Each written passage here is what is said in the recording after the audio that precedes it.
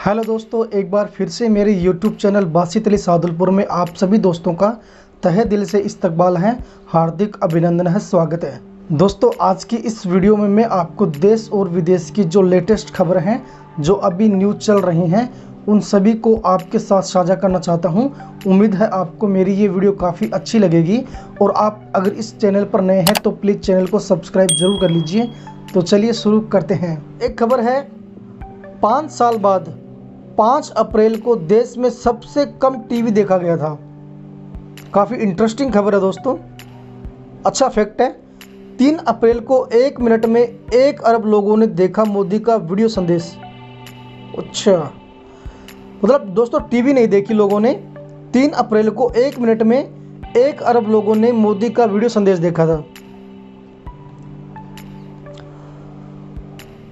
चलिए पूरी खबर को पढ़ लेते हैं। ब्रॉडकास्ट ऑडियंस रिसर्च काउंसिल बार की रिपोर्ट के सामने आया है कि 5 अप्रैल को रात 8:53 से 9:30 बजे के बीच देश में सबसे कम टीवी देखा गया है।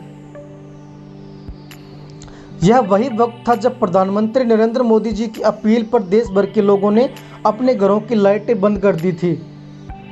लोगों ने कोरोना के खिलाफ जंग में एकजुटता दिखाने के लिए छत, बालकनी, गेट को दिए, मोमबत्ती और मोबाइल की लाइट से रोशन किया था। ये तो आप सभी को पता है दोस्तों। रिपोर्ट्स के मुताबिक 2015 के बाद यह पहली बार था जब टीवी दर्शकों की संख्या में इतनी ज़्यादा गिरावट दर्ज हुई थी। वहीं 3 अप्रैल को मोदी ने कोरोना पर एक वीडियो संदेश जारी किया था। इसे 1 मिनट के अंदर 1 अरब लोगों ने देखा था।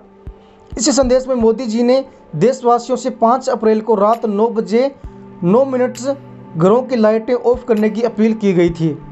लॉकडाउन में दर्शकों की संख्या 43% बढ़ी है दोस्तों। बार्क और नीलसन मीडिया ने संयुक्त रूप से गुरुवार को crisis consumption on TV and smartphone की तीसरी रिपोर्ट जारी की है। इसके मुताबिक भारत में लॉकडाउन के बाद से टीवी देखने वालों में 43% की बढ़ोतरी हो चुकी है। इसी तरह स्मार्टफोन पर टीवी देखने वालों में 13% की वृद्धि हुई है। टीवी में सबसे ज़्यादा फिल्मों को पसंद किया जा रहा है, इनमें 77% की वृद्धि हुई है। लंबे समय बाद दूरदर्शन की टीआरपी टॉप पर रामायण, महाभारत, शक्तिमान जैसे कार्यक्रमों के दोबारा प्रसारण होते ही दूरदर्शन चैनल टीआरपी के मामले में टॉप पर पहुंच गया है। इसके पहले शनिवार सुबह 3,40,00,000 लोगों ने दूरदर्शन पर रामायण देखी थी और उस दिन की रेटिंग 3.4% रही थी। इसी दिन शाम के प्रसारण को 4,50,00,000 लोगों ने देखा था। इस प्रसारण की रेटिंग 5.2% रही थी। अगले दिन रविवार को दूरदर्शन पर रामायण देखने वालों की संख्या में वृद्धि हुई थी। सुबह 4 करोड़ और शाम को 5,10,00,000 लोगों ने रामायण देखी थी। अब नॉन प्राइम टाइम के दौरान भी टीवी दर्शकों में 81% की वृद्धि हुई है। मतलब अब लोग तड़के सुबह से लेकर देर रात तक टीवी देखते हैं।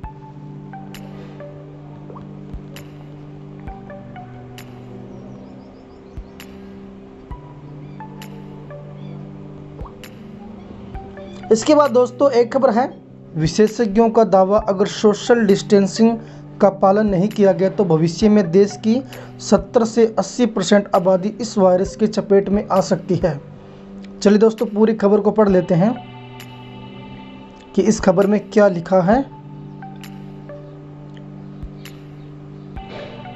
खबर में लिखा है दोस्तों, कोरोना वायरस का खतरा कब तक देश में रहेगा, कितने लोगों को जद में लेगा, आगे यह अपनी प्रकृति में बदलाव करेगा या हमारे अंदर इस वायरस को झेलने की शक्ति पैदा हो जाएगी, कैसे भविष्य में इस पर काबू पाया जा सकता है। इन तमाम सवालों पर हमने 2 विशेषज्ञों डॉक्टर चंद्रकांत एस पांडव और डॉक्टर नरेंद्र अरोड़ा से विशेष बातचीत की है। डॉक्टर पांडव ने दिल्ली एम्स में 40 साल और डॉक्टर अरोड़ा ने 35 साल काम किया है। सवाल जो इन्होंने इन डॉक्टर से पूछे हैं, चलिए सवाल पढ़ लेते हैं, फिर सवाल का जो इन्होंने जवाब दिया है डॉक्टर्स ने, फिर वो भी हम पढ़ लेते हैं। सवाल क्या है, देश में कब तक कोरोना वायरस का खतरा रहेगा, कितने लोग इससे प्रभावित हो सकते हैं। इसके जवाब में डॉक्टर ने कहा, यह वायरस लंबे समय तक साथ रहेगा। सोशल डिस्टेंसिंग का पालन किया गया तो इसके संक्रमण से हम लंबे समय तक बच सकते हैं। ऐसा न किया तो भविष्य में देश की 70 से 80% आबादी इस वायरस की चपेट में आ सकती है। सो दोस्तों, मैं भी आप सभी से यही कहूँगा कि अभी तक इस महामारी का किसी भी प्रकार का हल नहीं हुआ है और कोई दवाई नहीं बनी है, कोई वैक्सीन नहीं बनी है।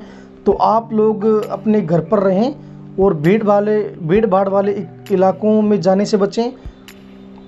इसके बाद दोस्तों एक सवाल किया गया है, 70 से 80% आबादी इस वायरस के चपेट में आई तो बाकी लोगों में क्या हर्ड इम्यूनिटी विकसित होगी। दोस्तों इसके बाद अगला सवाल है, मैं आपको पढ़ के सुना देता हूँ। सवाल है, 70 से 80% आबादी इस वायरस के चपेट में आई तो बाकी लोगों में क्या हर्ड इम्यूनिटी विकसित होगी। इसके जवाब में कहा है डॉक्टर्स ने, हाँ, बड़ी आबादी वायरस से प्रभावित होने के कारण बाकी 20% लोगों में कोरोना से लड़ने की क्षमता यानी हर्ड इम्यूनिटी पैदा हो जाएगी। लेकिन बड़ी आबादी एक साथ संक्रमित हुई तो हम उन्हें नहीं संभाल पाएंगे, सिर्फ रोकथाम से ही खतरा कम कर सकते हैं। इसके बाद अगला सवाल है, कब तक सोशल डिस्टेंसिंग रखी जा सकती है। इतने बड़े देश में ऐसा करना कब तक संभव है। इसका जवाब है, सोशल डिस्टेंसिंग से अच्छा विकल्प फिलहाल नहीं है। यह समय 1 से 1.5 साल हो सकता है। वैज्ञानिक कोरोना से बचाव के लिए वैक्सीन और दवा पर काम कर रहे हैं। जब तक ये नहीं बनती है तब तक सोशल डिस्टेंसिंग और साफ सफाई ही सबसे अच्छी दवा और वैक्सीन होगी। हालांकि जान बचाने के लिए लोगों को बुनियादी चीज़ें उपलब्ध कराना होगा। इसके लिए देश को इमरजेंसी कॉरिडोर बनाना चाहिए। इसके बाद दोस्तों एक सवाल और है, क्या भारत में जांच कम हो रही हैं। इसका जवाब है, शुरुआती दौर से ही ज़्यादा जांच होनी चाहिए थी। जांच का दायरा अब और बढ़ाना चाहिए क्योंकि अब तो ऐसे मरीज आ रहे हैं जिनमें कोई लक्षण नहीं दिख रहे। अलग अलग राज्यों के जिलों में रैंडम सैंपलिंग करके जांच होनी चाहिए। इससे निष्कर्ष निकलेगा कि वायरस कहां और किस रूप में फैला हुआ है। इससे आगे की रणनीति तैयार करने में मदद मिलेगी। राजस्थान का भीलवाड़ा मॉडल इसका उदाहरण भी है। दोस्तों इसके बाद एक खबर और है। खबर का टाइटल है, मैं आपको पढ़ के बता देता हूँ। खबर के टाइटल में लिखा है, मेडिकल स्टाफ को संक्रमण से बचाने के लिए हर दिन 1 लाख पीपीई किट की ज़रूरत। देश में रोजाना महज 12,000 तैयार हो रही हैं। चलिए पूरी खबर पढ़ देते हैं।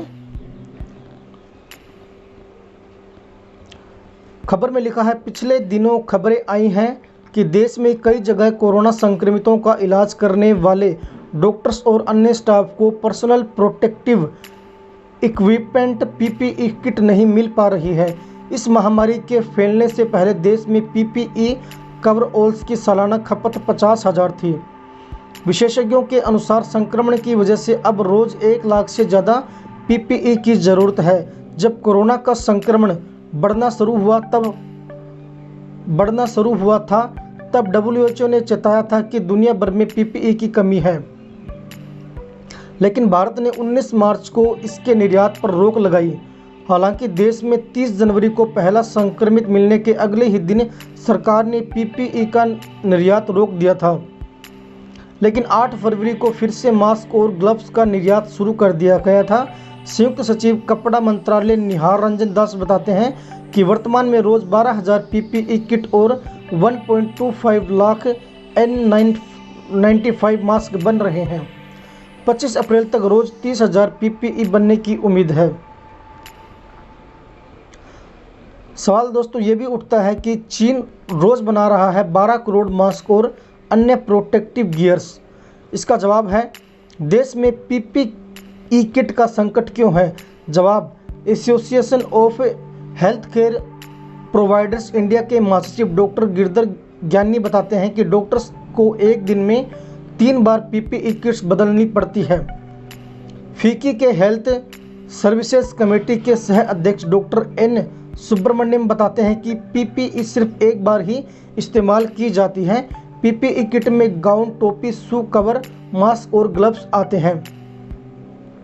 सवाल, रोज कितनी पीपीई किट की जरूरत होती है। जवाब, अनुमान है कि देश में रोज कम से कम 1 लाख पीपीई किट की ज़रूरत होती है, क्योंकि डॉक्टर्स के अलावा आइसोलेशन वार्ड के स्टाफ और टेस्टिंग व सैंपलिंग में जुटे लोगों को भी इसकी ज़रूरत पड़ती है। इसके बाद अगला सवाल है, देश में पीपीई किट कौन बना रहा है? इसका जवाब है, किट बनाने वाली कंपनियों की संख्या बढ़ रही है।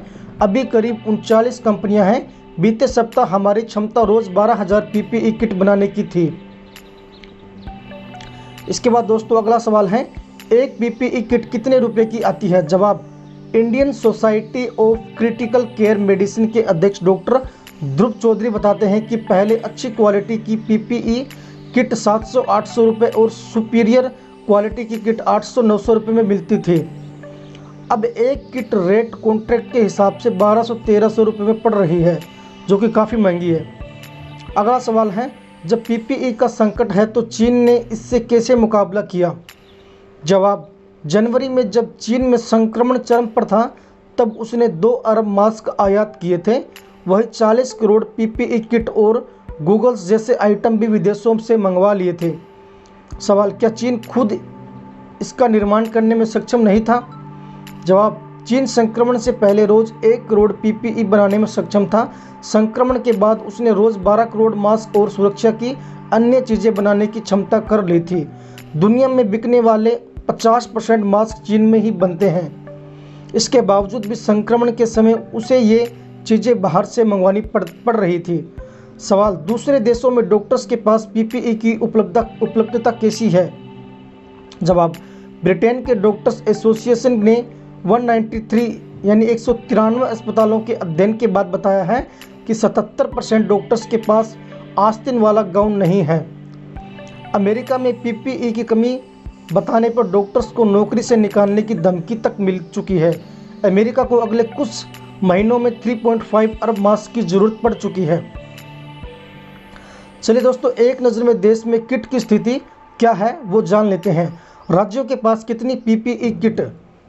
4.22 लाख। राज्यों को जल्द मिलने वाली किट 2.5 लाख। ऑर्डर कितनी किट का दिया गया? 1.7 करोड़।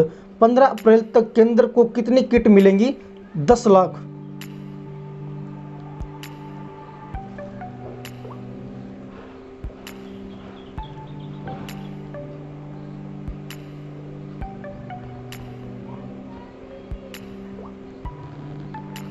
इसके बाद दोस्तों एक खबर और हमारे सामने आती है और इस खबर का मैं आपको टाइटल पढ़कर बता रहा हूं। खबर का टाइटल है, स्वास्थ्य मंत्रालय ने कहा अगर सरकार ने समय रहते कड़े कदम नहीं उठाए होते तो अब तक देश में संक्रमितों का आंकड़ा 45,000 के आसपास हो जाता।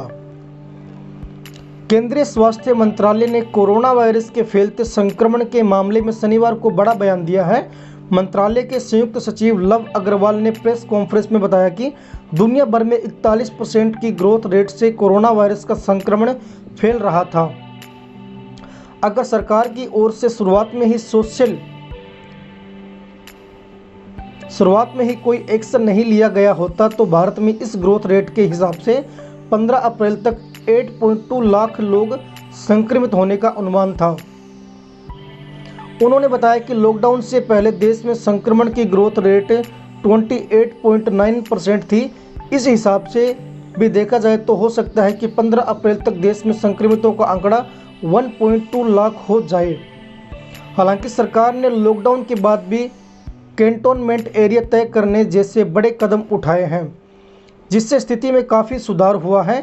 अगर ऐसा नहीं होता तो आज की तारीख में देश में संक्रमितों का आंकड़ा 45,000 के पास हो जाता। देश में 586 कोविड हॉस्पिटल तैयार हो चुके हैं। अग्रवाल ने बताया कि अब तक देश में 586 डेडिकेटेड कोविड हॉस्पिटल तैयार हो चुके हैं।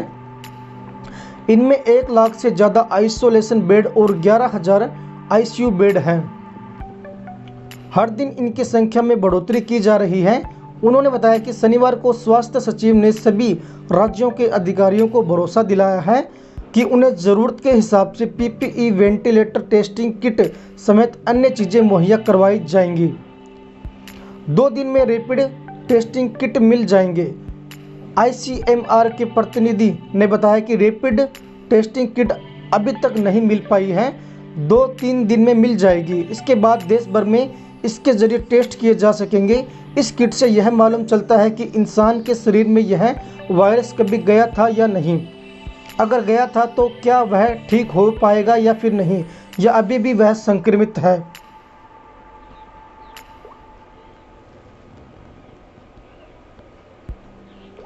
इसके बाद दोस्तों जम्मू कश्मीर से यह खबर है। खबर क्या है आपको पढ़कर बता देता हूँ।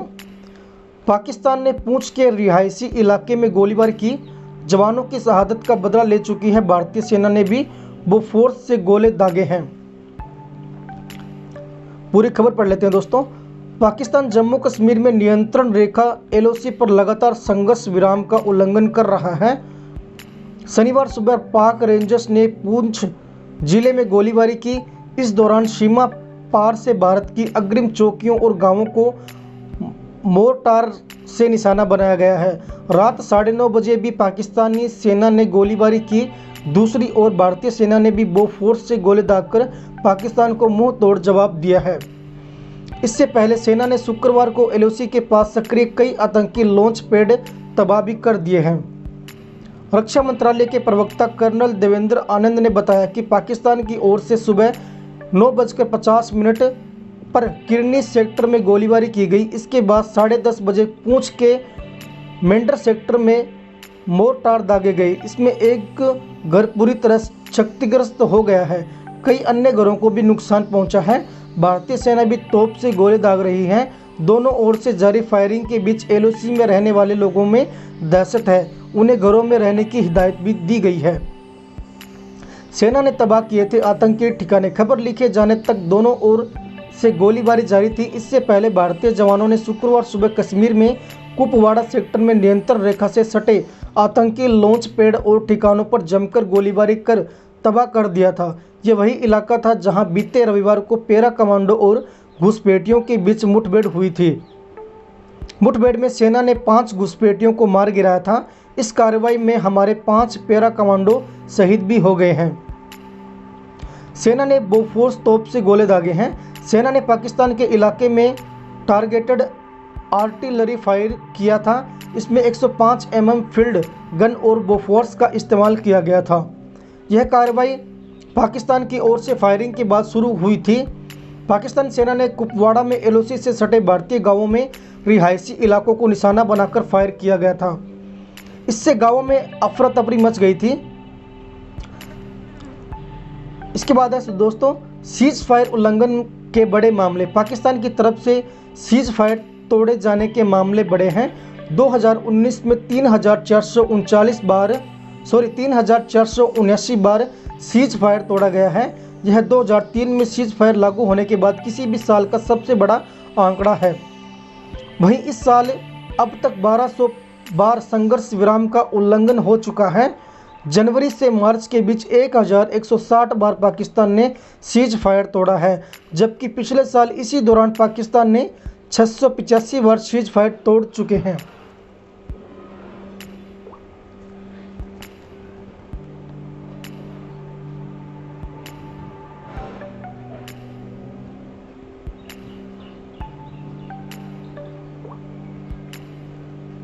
इसके बाद दोस्तों एक खबर और है। क्या है खबर मैं आपको बता देता हूं। चलिए मैं इसका टाइटल पढ़ के आप सभी को बता देता हूं, फिर हम पूरी खबर पढ़ेंगे। तो चलिए टाइटल में पढ़ता हूं। भारतीय एयरलाइन कंपनियों ने एक दूसरे की टैग लाइन का मजाक बनाकर ट्वीट किए हैं। यूजर्स ने कहा मज़ा आया, इसे जारी रखें। अब पूरी खबर पढ़ लेते हैं कि पूरी खबर में क्या लिखा है। तो चलिए। नई दिल्ली कोरोना वायरस के संक्रमण को रोकने के लिए लागू देशव्यापी लॉकडाउन के बीच प्रमुख एयरलाइंस के बीच मजाकिया ट्वीट वॉर छिड़ा है। शुक्रवार सुबह इंडिगो ने विस्तार एयरलाइंस को टैग करते हुए ट्वीट किया है, एयर विस्तारा, हमने सुना है आप अब ऊंचा नहीं उड़ रहे।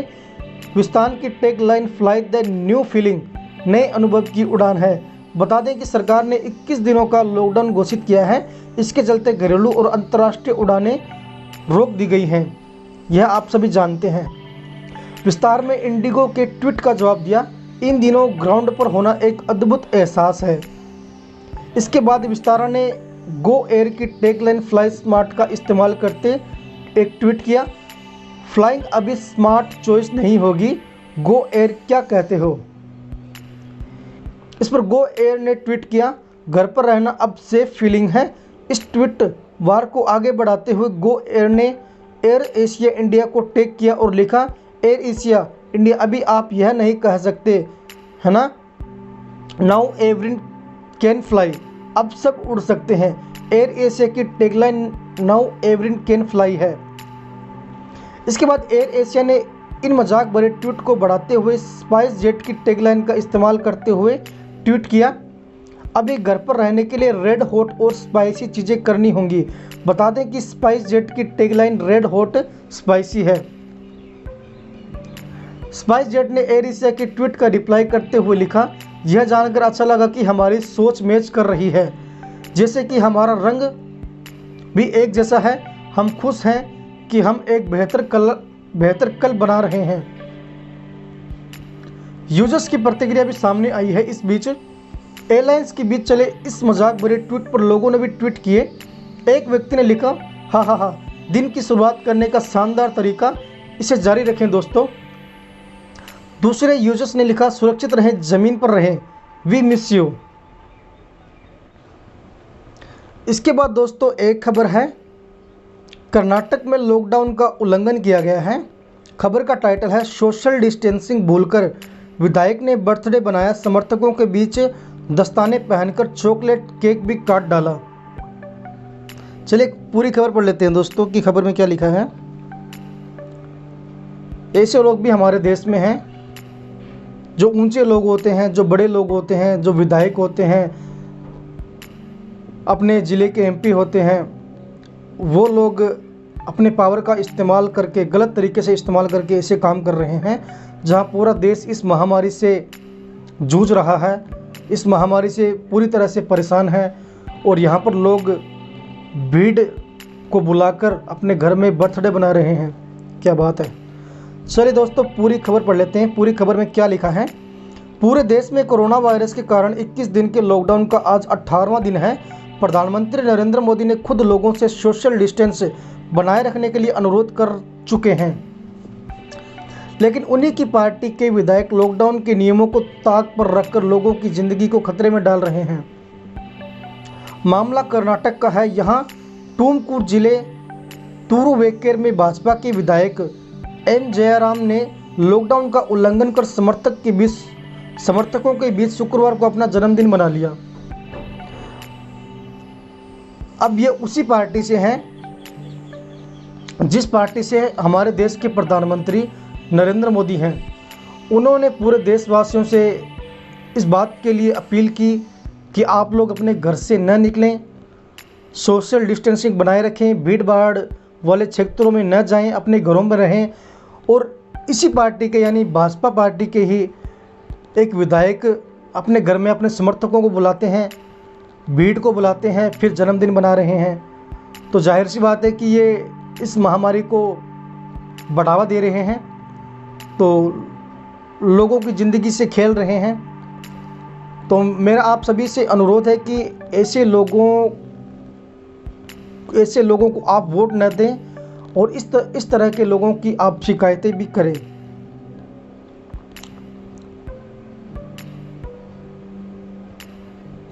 चलिए दोस्तों पूरी खबर पढ़ लेते हैं। खबर में क्या लिखा है। कर्नाटक राज्य के स्वास्थ्य विभाग के बुलेटिन के मुताबिक 10 अप्रैल को शाम 5 बजे तक राज्य में कोरोना वायरस से कुल 207 लोग संक्रमित थे। इनमें से 6 लोगों की मौत हो चुकी है। करीब 34 लोग बीमारी से ठीक भी हो गए हैं। इलाजरत करीब 167 लोगों में एक गर्भवती भी है। 4 रोगियों को आईसीयू में रखा गया है। 10 नए मामलों में 9 संक्रमित के संपर्क में थे। इनमें से एक को सांस लेने में ज़्यादा तकलीफ है। नए मामलों में 8 साल और 11 साल के 2 बच्चे भी शामिल हैं। देश में संक्रमितों की संख्या 7,500 देश में संक्रमितों की संख्या 7,608 हो गई है। ये आंकड़े covid19india.org वेबसाइट और राज्य सरकारों के आंकड़ों के अनुसार हैं। दोस्तों अगर आप लेटेस्ट कोरोना वायरस से रिलेटेड कोई भी खबर पढ़ना चाहते हैं, देखना चाहते हैं, तो आप विजिट कर सकते हैं। एक वेबसाइट है covid19india.org। चलिए covid19india.org। तो आप यहाँ पर इस वेबसाइट पर विजिट कर सकते हैं और कोरोना वायरस से टुडे या कहें लेटेस्ट जो भी इन्फॉर्मेशन है वो आपको यहाँ पर मिल जाएगी।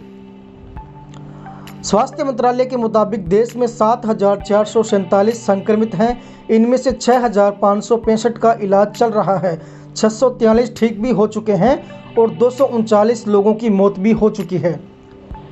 कर्नाटक सरकार लॉकडाउन बढ़ाने के पक्ष में। 14 अप्रैल को खत्म हो रहे लॉकडाउन को बढ़ाने के लिए प्रधानमंत्री नरेंद्र मोदी जी आज मुख्यमंत्रियों के साथ तीसरी बार वीडियो कॉन्फ्रेंसिंग करेंगे। मोदी जी इससे पहले 20 मार्च और 2 अप्रैल को भी मुख्यमंत्रियों के साथ वीडियो कॉन्फ्रेंस कर चुके हैं। अभी तक 9 राज्य लॉकडाउन बढ़ाने की मांग केंद्र सरकार से कर चुके हैं। कर्नाटक सरकार भी लॉकडाउन बढ़ाने के पक्ष में है।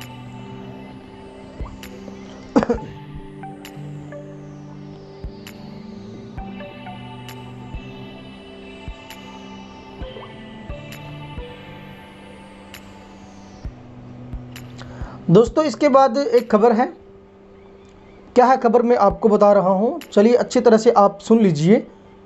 खबर में लिखा है, यानी खबर का टाइटल है, अभी सरकार ने वेंटिलेटर, कोरोना टेस्टिंग किट और मास्क से एक्साइज ड्यूटी 30 सितंबर तक हटा दी है, कीमतें भी कम हो चुकी हैं। चलिए इस खबर को पूरा पढ़ लेते हैं। कोरोना संकट के बीच केंद्र सरकार ने वेंटिलेटर, टेस्टिंग किट और मास्क से सितंबर तक एक्साइज ड्यूटी हटाने का फैसला ले लिया है। इसके साथ ही इन उपकरणों पर लगने वाले मेडिकल सेस में भी छूट दे दी गई है। इससे महामारी के बीच देश में वेंटिलेटर्स और टेस्टिंग किट की पर्याप्त आपूर्ति बनी रहेगी। साथ ही पर्सनल प्रोटेक्शन पीपीई किट और सभी तरह के मास्क की कीमतें भी कम हो चुकी हैं। राजस्व विभाग ने गुरुवार को बताया कि कोरोना महामारी के दौर में वेंटिलेटर्स और अन्य चिकित्सा उपकरणों की बहुत मांग हो रही है। ऐसे में सरकार इनके आयात पर लगने वाली ड्यूटी और सेस को तत्काल वापस ले रही है। साथ ही यह छूट देश में इन्हें तैयार करने पर भी जारी रहेगी। फिलहाल सरकार ने इस छूट की अवधि 30 सितंबर तक तय कर दी है।